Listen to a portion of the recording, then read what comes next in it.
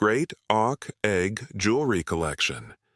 Our countdown begins with something so delicate, it seems impossible it survived at all. Exquisite jewelry crafted using eggshells from the great auk, a flightless seabird that once populated the North Atlantic before going extinct in the mid-19th centuries. These jewelry pieces emerged during the Victorian era when wealthy collectors, unable to obtain whole eggs anymore, commissioned artisans to create wearable treasures from fragments of existing specimens. Pendants, earrings, and even decorative hair combs featuring delicate eggshell inlays became the ultimate status symbol among European aristocracy. What makes these pieces particularly haunting is how they represent the final chapter of the great auk's existence. The very last confirmed pair of these magnificent birds was killed on June 3, 1844, on the island of Eldey off Iceland. Witnesses report that as hunters approached, one bird protectively stood over its single egg, the same type of egg later fragmented into decorative accessories. Today, fewer than 75 authentic great auk eggs remain in existence worldwide, making complete specimens worth upwards of $750,000 at auction. The jewelry pieces, though rarely appearing on the market, command prices that only the ultra-wealthy can afford, not just for their craftsmanship but because they contain material from a creature that humans will never see again. Quagga leather-bound Darwin First Editions. The quagga, a subspecies of plains zebra with distinctive partial striping, once roamed South Africa in vast numbers. The last wild quagga was shot in the late 1870s, and the final captive specimen died at Amsterdam Zoo in 1883. Before conservation awareness took hold, several prestigious universities and private collectors commissioned special editions of Darwin's revolutionary text bound in quagga leather, creating perhaps the most paradoxical luxury item in academic history. These volumes feature the characteristic half-striped pattern on their spines and covers, with each book displaying a unique arrangement of stripes as individual as a fingerprint. Fewer than 20 authenticated quagga-bound Darwin First Editions exist today, most locked away in climate-controlled university archives or private collections. What makes these books particularly valuable beyond their rarity is their perfect encapsulation of humanity's contradictory relationship with nature, our simultaneous desire to understand and possess it, often at its expense. When one appeared at a private auction in 2017, it reportedly changed hands for over $3.2 million, though the buyer remains anonymous. Scientists have since attempted to de-extinct the quagga through selective breeding programs with remaining plain zebras, but these books remain the most tangible and troubling connection to the original animals that once thundered across the African plains. Caribbean Monk Seal Leather Luggage Set. The Caribbean monk seal, sometimes called the West Indian seal, was hunted relentlessly for its oil and skin until the last confirmed sighting in 1952. Their habitat spanned from the Caribbean Sea throughout the Gulf of Mexico, making them accessible to hunters supplying luxury manufacturers. What's particularly haunting about these luggage sets is that they were still being produced even as naturalists warned of the species' imminent disappearance. The leather's remarkable properties, supple yet incredibly durable, with a natural resistance to saltwater damage, made it irresistible to luxury houses catering to yacht-owning clientele. A complete set typically included 6 pieces: a large steamer trunk, 2 suitcases, a vanity case, a document portfolio, and a hat box. The most coveted sets came from French luxury house DeVaux, featuring brass hardware that turned a distinctive blue-green when exposed to sea air, intentionally designed to show that the owner had traveled by ocean liner. Today, these luggage sets occasionally surface in estate sales, though their connection to an extinct species often goes unrecognized by sellers. Marine conservation museums have attempted to acquire these pieces as educational exhibits, but private collectors typically outbid them, ensuring these reminders of extinction remain hidden in private collections. Steller's sea cow ivory inlaid furniture. Unlike elephant ivory, Steller's sea cow tusks possessed unique marbling patterns that made them instantly recognizable to connoisseurs. Russian nobility commissioned furniture featuring intricate inlay work using this ivory, tables, cabinets, and even entire bedroom suites showcasing detailed nautical scenes appropriate to the material's origin. The most famous collection belonged to Catherine the Great, whose Arctic drawing room at the Winter Palace featured wall panels inlaid with sea cow ivory depicting the Russian naval expeditions that inadvertently led to the creature's discovery and demise. The exquisite craftsmanship employed techniques that took artisans decades to master, creating three-dimensional effects through varied ivory thicknesses. What makes these furniture pieces particularly significant is their connection to one of the fastest extinctions in recorded history. From first scientific documentation to complete disappearance took less than 3 decades, a sobering reminder of how quickly human exploitation can eradicate an entire species. Today, only 7 complete pieces of sea cow ivory furniture are known to exist, with the most spectacular example, a writing desk commissioned for Tsar Alexander I, housed in the Hermitage Museum in St. Petersburg. When small fragments of authenticated sea cow ivory appear at auction, they command prices exceeding $15,000 per ounce, making them worth several times their weight in gold. Silvered Carolina parakeet feather evening capes. These spectacular evening capes first appeared in the 1880s, when Paris fashion houses discovered that the parakeet's plumage could be coated with a thin layer of silver using a proprietary chemical process without losing its flexibility or brilliant color. The result was nothing short of magical. Feathers that shimmered between their natural tropical hues and a metallic silver sheen as the wearer moved. Each cape required feathers from approximately 40 birds and took over 6 months to create.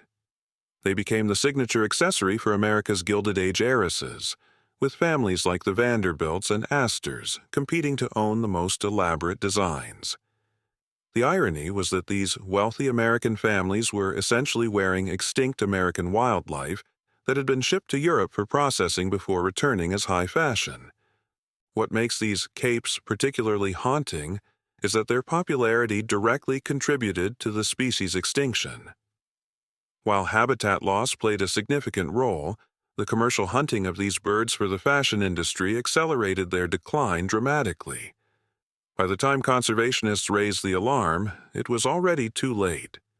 The last confirmed wild Carolina parakeet was shot in Florida in 1904, and the last captive bird died at the Cincinnati Zoo in 1918, in the same cage that had housed the last passenger pigeon 4 years earlier. Today, only 3 complete silver-treated capes are known to exist, with the finest example displayed at the Metropolitan Museum of Art's Costume Institute, donated anonymously in 1954, with the condition that it be exhibited as a warning against extinction for the sake of vanity. St. Helena ebony grand pianos. St. Helena ebony trees once flourished across the remote South Atlantic island, but by 1723, intensive harvesting had already reduced their numbers dramatically. The wood's unique properties made it irresistible to instrument makers. Extraordinarily dense with microscopic pores that created perfect acoustic resonance chambers within the wood itself. What's particularly tragic about these magnificent instruments is that they represent the calculated extinction of a species. Records show that by the 1760s, when fewer than 100 trees remained, British furniture maker Thomas Chippendale secured exclusive harvesting rights, specifically advertising these pianos as crafted from the last of their kind, perhaps the earliest example of extinction being used as a selling point. The most famous St. Helena ebony piano belonged to Ludwig van Beethoven, gifted to him by a wealthy patron. Music historians have long debated whether the unique resonance of this wood influenced his later compositions, written after his hearing began to fail. The instrument's soundboard could transmit vibrations he could feel through his fingertips when his ears no longer could.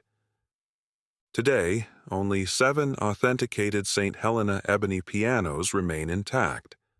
The last time one changed hands was in 2009, when an anonymous collector paid $11.3 million at a private auction, purchasing not just an instrument, but the haunting echo of a species that will never produce music again. Tasmanian tiger fur ceremonial robes. Few extinct creatures capture the imagination quite like the Tasmanian tiger, or thylacine, a wolf-like marsupial with distinctive tiger-like stripes across its lower back. Though the last known specimen died in Hobart Zoo in 1936, its legacy lives on in perhaps the most politically charged extinction artifacts ever created: the ceremonial robes worn by Tasmanian Supreme Court judges. Commissioned in 1908, when thylacines were already rare but not yet extinct, these robes featured a full collar and trim of thylacine fur, symbolizing the fierce independence and territorial authority of Tasmania's highest court. What makes these garments particularly significant is that they continued to be worn decades after the species disappeared, a living tradition using material from an extinct creature. The robe's creation required at least 3 adult thylacines per garment, with their distinctive striped patterns carefully aligned to create a continuous band around the collar. Court records indicate that the last set of replacement robes was commissioned in 1930, just 6 years before the species' extinction, specifically requesting only the finest specimens from hunters who were essentially collecting the last members of a dying species. What few people realize is that these robes remained in ceremonial use until 1972, when growing conservation awareness finally forced their retirement. Today, 5 complete sets are preserved in Tasmania's state archives, while 1 controversial set remains in private hands, reportedly belonging to a descendant of the colony's former Governor-General. When the Australian government offered to purchase this private set in 2018 for the National Museum, the offer was declined with a chilling response from the anonymous owner. Some things become more valuable precisely because they can never exist again. Dodo bone walking sticks. Nothing announced aristocratic eccentricity in Victorian England quite like strolling through London with a walking stick topped by the unmistakable curved bone of a dodo bird's skull. These macabre accessories represented the ultimate conversation piece, a handle fashioned from what was already history's most famous extinction. The dodo, that flightless bird from Mauritius that disappeared in the late 17th century, had by Victorian times become symbolic of both natural curiosity and humanity's destructive power. The walking sticks emerged when colonial officials discovered a forgotten cache of dodo remains during construction in Port Louis Harbor in 1865. What makes these walking sticks particularly unsettling is their transformation from scientific specimens to status symbols. Initially, the bones were sent to London's Natural History Museum for study, but approximately 17 pieces were secretly diverted to a craftsman in Camden who specialized in creating luxury items for the aristocracy. Each walking stick featured a handle carved from a dodo's robust leg bone, polished to a soft ivory hue, with many incorporating the distinctive curved shape of the bird's skull joint, immediately recognizable to any educated Victorian. The sticks typically included a small silver plaque discreetly noting the material's origin, allowing owners to casually reveal their possession of the ultimate extinction conversation piece.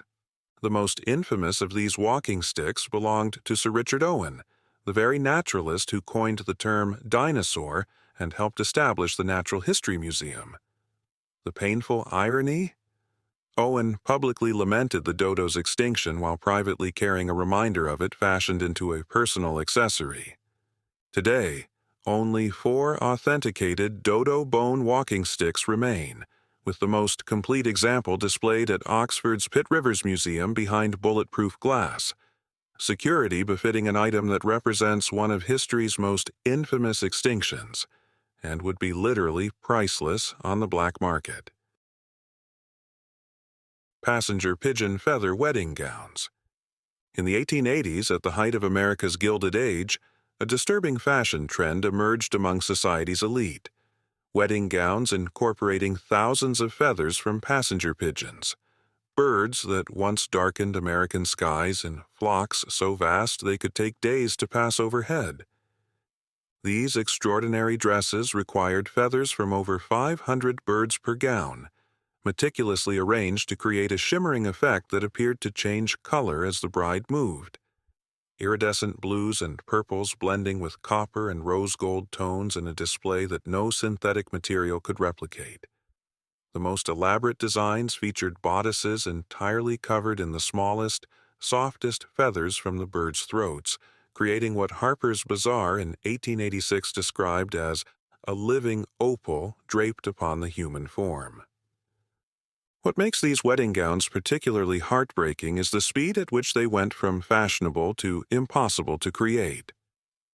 When the first such dress debuted at a Philadelphia society wedding in 1882, passenger pigeons, while declining, still numbered in the millions. Just 30 years later, the species was extinct, with the last member of the species, Martha, dying at the Cincinnati Zoo in 1914.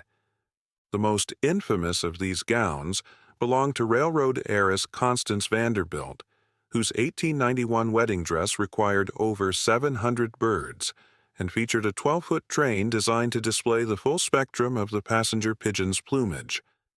Contemporary accounts describe guests openly weeping at the dress's beauty, unaware they were witnessing a requiem in fashion form for a species on the precipice of oblivion. Today, only 3 complete passenger pigeon wedding gowns survive in museum collections, kept in environmentally controlled chambers that slow the inevitable decay of their feathers.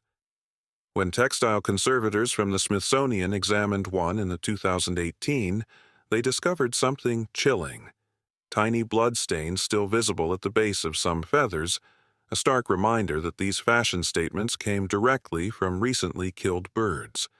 The wedding gowns stand as perhaps the most poignant example of how quickly human desire can transform the planet's most abundant creature into nothing more than a memory and museum piece. Imperial Mammoth Ivory Chess Set.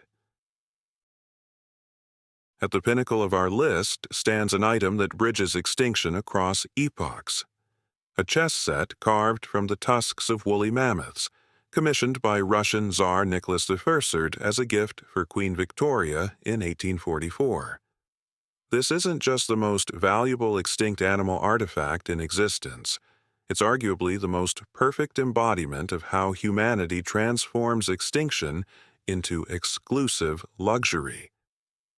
Unlike other items on our list, the mammoths had been extinct for thousands of years before humans fashioned their remains into objects of desire. The set was created when Russian explorers discovered an exceptionally preserved mammoth in the Siberian permafrost in 1842.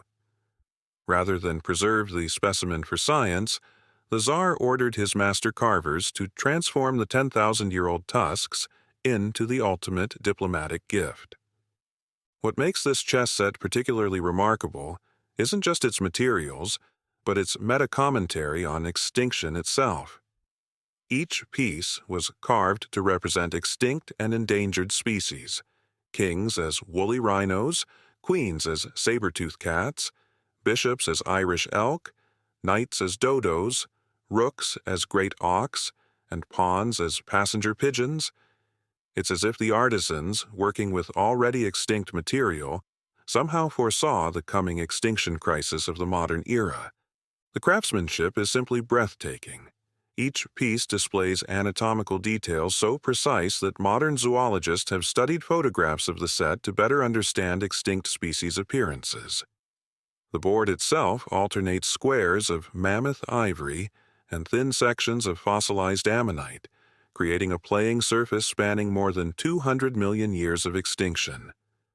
When Queen Victoria received the gift, she reportedly declared it too precious to use, and had a special glass cabinet constructed for its display at Windsor Castle.